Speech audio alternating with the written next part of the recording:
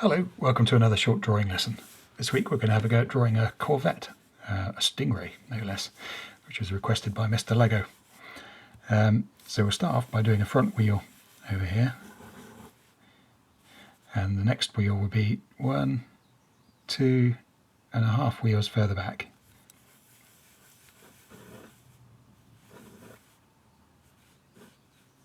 Try to draw as lightly as you can if you're using a pen especially.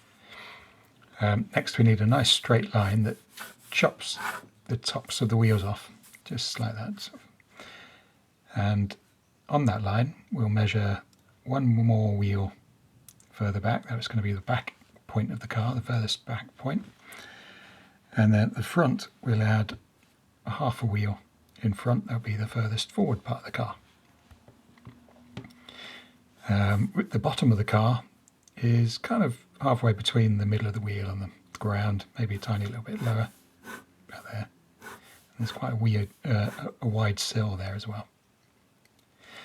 Now we've got some tricky bits to do, the arches. So come up from the front of the car with a slope, and then just take a line horizontal back quite faintly, because this is just more of a guide. The actual arch itself comes back down again slightly.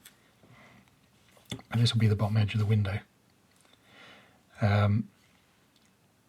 We'll put the window in now. Actually, if you come back to this one wheel further back than the front wheel, go up from there, maybe a tiny little bit further back. That's going to be where the slope of the pillar starts.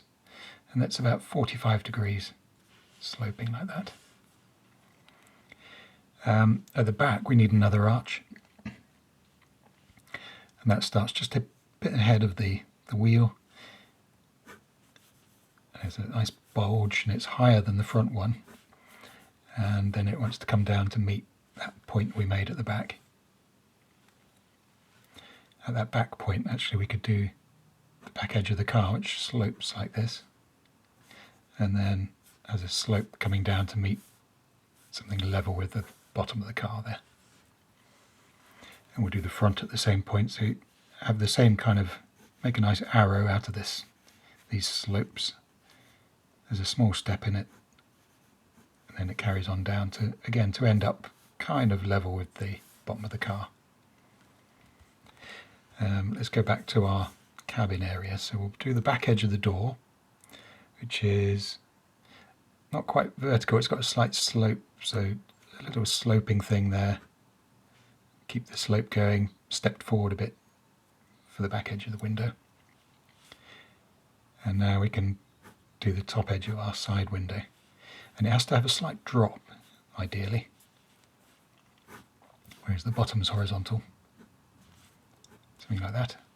And then the small window that you've got at the front there has the same angle as the back edge there, like that. But the screen is much more sloping than that. That's just your pillar. You can add some thickness to that, and then add a more sloping front edge to your windscreen.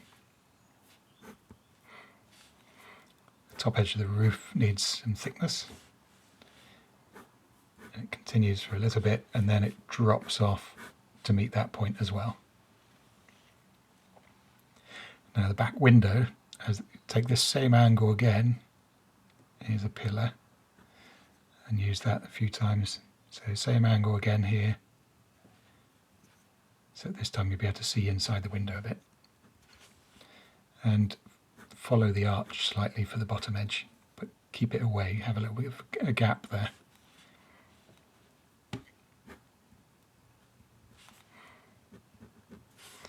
There we are, that's your basic profile, I think. Now we can start to add a few details. So we've got some bumpers. Quite slim chrome bumper there. At the same height at the back. Same kind of thing, except the back one's got a sort of shark's fin return underneath. The front edge of the door we need, which is, if you come to the bottom of your pillar, travel forward a little bit, and then a vertical line here. That's the front edge of your door. And that leaves a little gap here where you can put a couple of vents, sort of streamlined shapes. I'm just darkening the top line of each of those so it looks like it's pressed in. What else do we need? There's a door handle to put in here, and a wing mirror, and I'm going to put the ground in now as well so that we can show the wheels on the far side of the car a little bit darker. Now that everything's roughed out and in the right place, hopefully, we can start to firm some of these lines up and make the drawing look a bit nicer. That's the plan.